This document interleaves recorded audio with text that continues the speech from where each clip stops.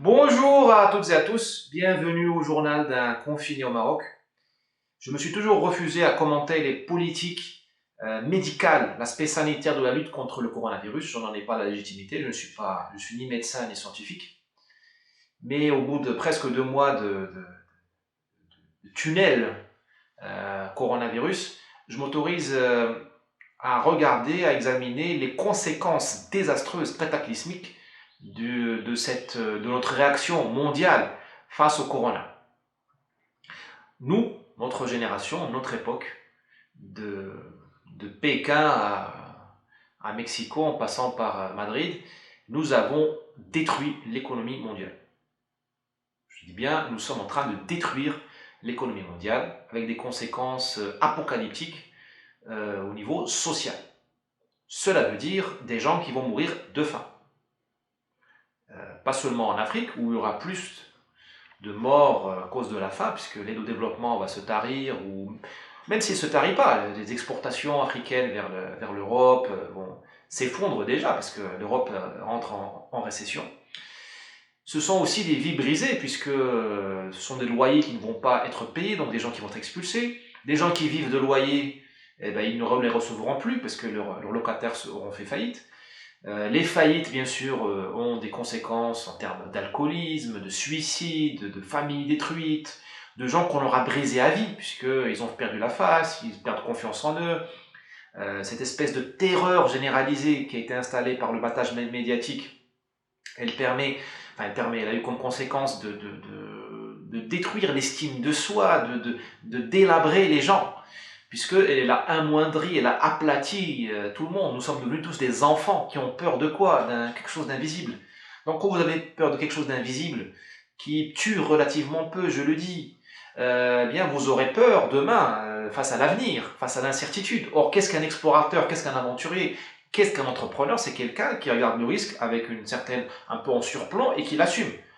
Là, nous nous sommes écrasés devant ce que nous ont dit les médias.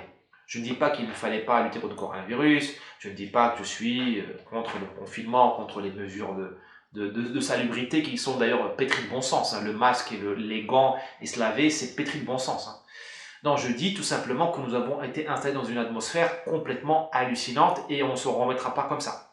En tout cas, les forces vives de la nation, celles qui produisent et qui essaient de tutoyer l'avenir et de faire vivre l'espoir.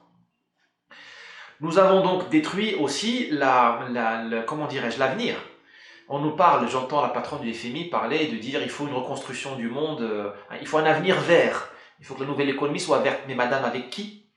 Puisque les politiques, la réaction contre le corona a été de détruire les startups, puisqu'on a coupé les fonds tout le monde, on a fermé les frontières, on a mis à l'arrêt, on a arrêté la marche du monde. Eh bien, nous avons éradiqué les startups, celles qui vont faire cette croissance verte que vous voulez, celles qui vont faire cette croissance inclusive, celles qui vont développer tout ce monde merveilleux, fleuri que nous veut nous vendre le FMI et le système, et les systèmes mondiaux de chaque pays, parce que dans chaque pays il y a un système. Voilà, ce monde-là, il a été éradiqué dans le berceau, j'ai envie de dire. Alors on me dit oui, mais on fait ça pour sauver des vies. Je dis ah bon? Parce qu'avant les gens ne mouraient pas. Avant il n'y avait pas des gens qui mouraient dans les urgences du monde entier par manque d'assurance, par défaut de couverture, par ineptie des bureaucraties médicales ou des ministères de la santé. Enfin, je vous donne des exemples dans tous les pays du monde, j'en trouve. Hein. Il n'y a que maintenant qu'on se dit qu'il faut qu'on préserve la vie. On nous dit oui, mais on a choisi la vie à l'économie. J'entends beaucoup d'experts médicaux, médiatiques, nous dire nous avons choisi la vie, nous avons préféré la vie à l'économie. Je dis attendez, non. Vous avez choisi certaines vies, vous avez choisi de sauver certaines vies, peut-être, hein, et au détriment de plusieurs autres. Nous avons essayé de réduire, de sauver la vie de ceux qui étaient exposés au corona, c'est-à-dire surtout le troisième âge, les personnes qui ont une mobilité élevée. Je ne vais pas vous faire une leçon sur le sujet, j'en suis incapable, mais vous m'avez compris. Nous avons essayé de préserver, tant bien que mal, donc certaines vies, au détriment de milliers, de centaines de milliers de vies que nous sommes en train de détruire. La faim, qui touche les enfants aussi en Afrique, d'accord? Donc elle va augmenter, comme je viens d'expliquer. Les forces vives de la nation, puisque nous avons aplati leurs espoirs et nous avons envoyé des gens pour toujours dans la dépression, les psychotropes et l'alcoolisme. Donc, on n'a pas préféré la vie à l'argent. Non, non. On n'a pas, qu'on ne nous fasse pas le procès en libéralisme, tout ça, anti-libéralisme. Non, non, c'est pas ça. Nous avons choisi de protéger certaines vies au détriment de plusieurs autres. Cette décision, elle incombait aux politiques, avec un P majuscule, pas aux médecins. Il n'est pas du ressort du médecin de dire qui va vivre et qui va mourir. Ça, c'est la décision politique. Sinon, on aurait élu des médecins pour nous gouverner, on n'aurait pas eu de parlement, de séparation des pouvoirs, on aurait tout mis au CHU. Voilà. On nous dit esprit de solidarité. On a fait tout ça par esprit de solidarité. Non, il n'existe pas. Nous vivons dans un monde, nous vivions allègrement dans un monde où 25 000 personnes mouraient chaque jour de faim. La faim qu'on peut éviter. La faim, on peut l'éviter. Le corona, le HIV, c'est plus difficile, mais la faim, on peut l'éviter. Donc, c'est pas la solidarité. On me dit, oui, mais c'est le principe de précaution, tu vois bien, nous avons l'aversion au risque, nous sommes une société de vieux, surtout dans le monde occidental, on n'aime pas prendre de risques. Mais on se fout de la gueule de qui, là? Aversion au risque, en Occident, on ne cesse pas on n'arrête pas de relâcher les violeurs, les tueurs, les récidivistes. Une société qui a peur du risque, elle enferme les dangereux, les violents. Elle ne le relâche pas. Nous, depuis 30 ans, en Occident, nous relâchons allègrement tous ceux qui sont capables de tuer. Récemment, là, j'entends, avant-hier ou hier, j'entends le monsieur qui a massacré le jeune marin. Vous connaissez cette histoire, je ne vais pas revenir dessus, qui lui a infligé des séquelles cérébrales permanentes. Eh bien, il va certainement, enfin, il peut être libéré, là, au bout de 4 ans. Vous détruisez la vie d'un jeune homme et vous prenez 4 ans. Bon, il a pris 7 ans, ce que je trouve très peu, et là, on va lui dire 4 ans. Voilà, il y a une décision judiciaire qui semble dire qu'il va être relâché au bout de 4 ans. On verra ce que fera le parquet. Et vous me dites aversion au risque? Madame Belloubet, elle a relâché des détenus là, radicalisés. Aversion au risque, ça? Non, ce n'est pas l'aversion au risque, c'est une société qui aime le risque. Nous aimons le risque. On a beau être vieux, nous aimons le risque. Frontières ouvertes, Madame Merkel a pris 1 million de Syriens, d'Irakiens, de Pakistanais, d'Afghans chez elle, à partir de 2015. Aversion au risque? Non, c'est pas l'aversion au risque. Quand vous ouvrez vos frontières, vous prenez 1 million d'étrangers, bah vous prenez, parmi eux, il y a des violeurs, il y a des terroristes, il y a des gens méchants. Mais il n'y en a pas plus à Kaboul qu'à Paris, il y a des gens méchants. Mais quand vous prenez des proportions comme ça de gens, vous assumez le risque que vous allez récupérer aussi l'allié de la société, pas seulement les élites. Madame Macron, oh, lapsus révélateur. Madame Merkel, elle a essayé de dire oui, je vais récupérer l'élite syrienne, les médecins syriens. Ce qui est d'ailleurs criminel. Quand on prive un pays de son élite, on est son ennemi. Non, elle a récupéré peut-être les médecins syriens ou irakiens, mais elle a aussi récupéré l'allié de la société syrienne, irakienne, afghane, pakistanaise et autres, géorgienne et autres. Ça s'appelle une prise de risque. Donc on ne vient pas me dire que nous avons l'aversion au risque et que, pour conséquent, on arrête tout, on détruit l'économie parce que nous avons peur du virus. C'est fou. Voilà. On me dit qu'on ne pouvait pas faire autrement, qu'on n'avait pas les masques, qu'on n'avait pas les respirateurs, qu'on n'avait pas les hôpitaux. Bon. Des pays comme le Maroc ont démontré qu'on pouvait faire des masques. Dois-je nous rappeler que l'homme, l'être humain, est parti à visiter la Lune en 69 et qu'il est revenu. Donc des exploits, les êtres humains savent les faire. D'accord? Le Maroc a fait les masques, donc d'autres pays auraient pu le faire. On me dit, il manque d'équipes de dépistage, on n'a pas de place dans les urgences, réanimation, donc on bloque l'économie pour éviter la contagion. Mais je dis, mais où est l'intelligence artificielle? Où est l'impression 3D? Où est tout ce monde geek? On n'est pas foutu je m'excuse de parler bancalement, on n'est pas capable de monter des hôpitaux de campagne, de faire de la 3D, des impressions 3D pour faire des matériels, on n'a plus de créativité, on est juste bon à faire des jeux vidéo. Les intelligences, c'est maintenant qu'il fallait les rassembler. Alors, où sont ces intelligences? Est-ce qu'elles sont mortes, absentes? Ou est-ce qu'elles sont dans leur monde de geek en train de faire des modèles mathématiques devant 10 écrans et dans l'obscurité d'un data center? Ou est-ce qu'elles ont voulu participer et l'État leur a dit on ne veut pas de vous? Cassez-vous, on veut pas de vous, on va pas vous payer, puis même si vous voulez travailler gratuitement, on veut pas de vous parce que vous êtes des fake news.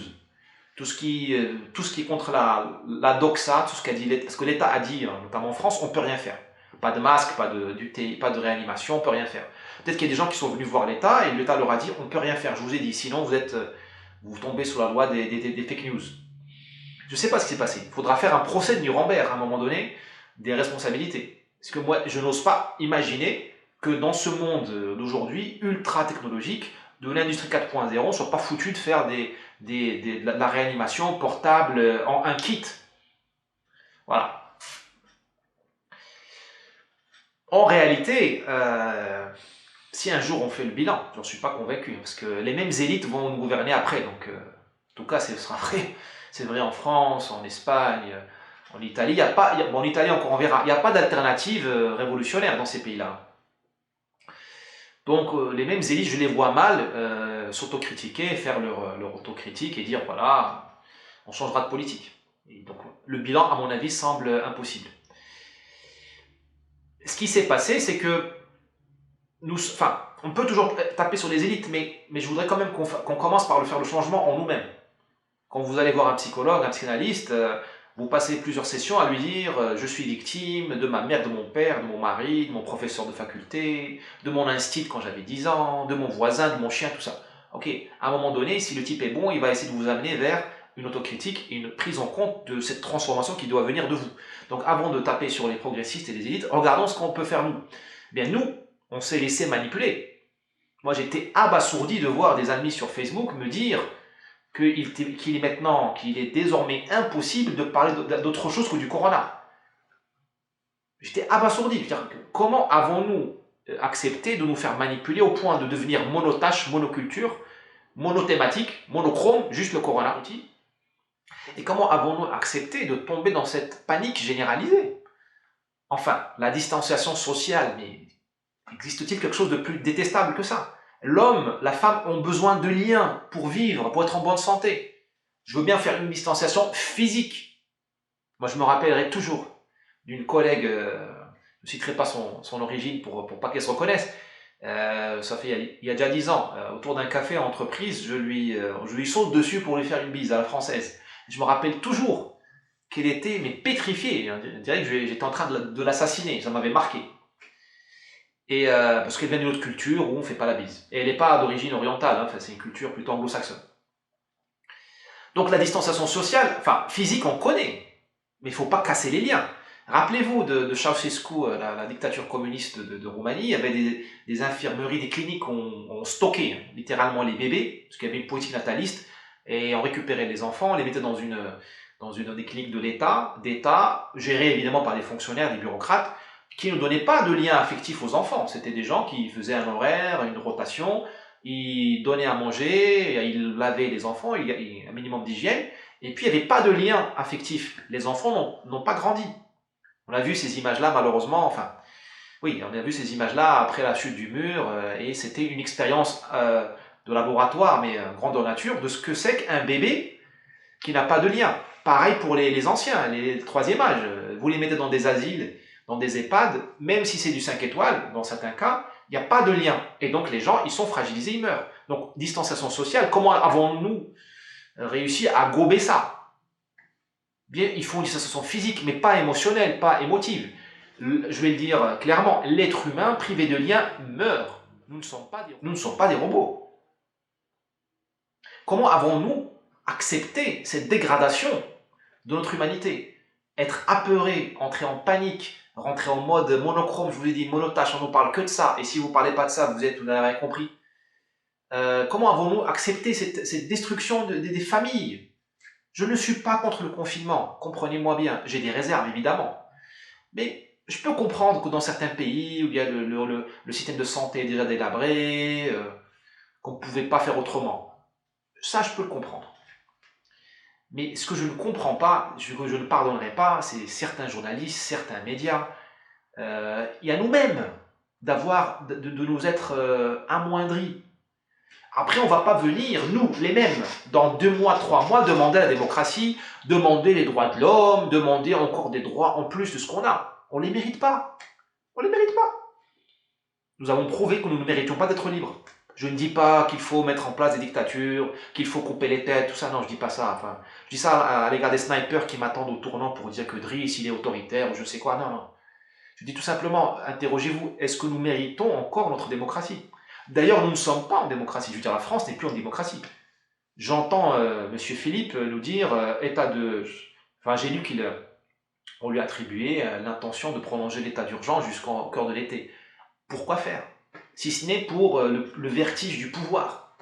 Mais un chef naturel n'a pas besoin d'écraser tout le monde pour se sentir chef. De Gaulle, il l'a dit, c'est pas à son âge qu'il allait faire une dictature. Parce que De Gaulle était De Gaulle, il avait l'estime de soi, il savait ce qu'il valait. Des Leclerc, de Tassigny, même des salons, des gens d'Algérie maintenant qui sont pestiférés, c'était pas des dictateurs. Ils ont fait des erreurs, bien sûr, ils ont commis des erreurs, mais c'était pas des dictateurs. Il y a une espèce de dosage à faire. On ne rentre pas dans l'histoire comme étant un dictateur sanitaire.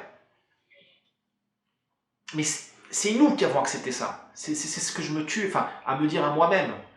Moi, sincèrement, je l'ai écrit puis je ne l'ai pas publié pour pas mettre de l'huile sur le feu ou avoir des ennuis, mais je vois mal mon père, Harazm Brali, accepter d'être diminué, d'être enfermé chez lui et d'avoir à justifier où il aurait à se rendre. Je ne sais pas, il n'est pas là, Dieu a eu l'immense sagesse de le sortir, de le rappeler à lui, comme on dit, en 2016, bien avant cette crise du corona, mais je pense que je ne sais pas ce qu'aurait fait mon père. En tout cas, je vois pas cette génération d'hommes, mon père, mes oncles, et vous les avez connus certainement, qu'ils soient arabes, musulmans, africains, noirs, français de souche, celtes, russes.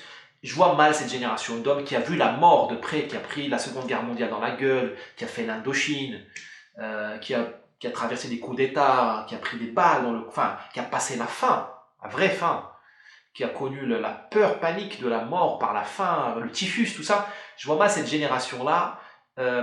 Accepter le confinement, je veux bien. Encore sur mon père, je doute. Mais accepter de rentrer dans cette panique, dans cette infantilisation, j'en doute. Voilà, j'espère que ces propos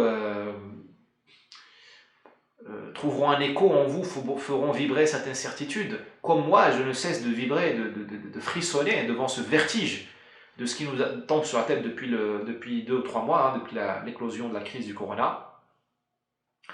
Je n'ai pas perdu espoir, même si je suis en colère. Tant que nos cerveaux sont branchés, nous réfléchissons, tant que nous débattons, que nous polémiquons, il y a de l'espoir. Merci et n'hésitez pas à partager cette vidéo ou à m'écrire. Au revoir.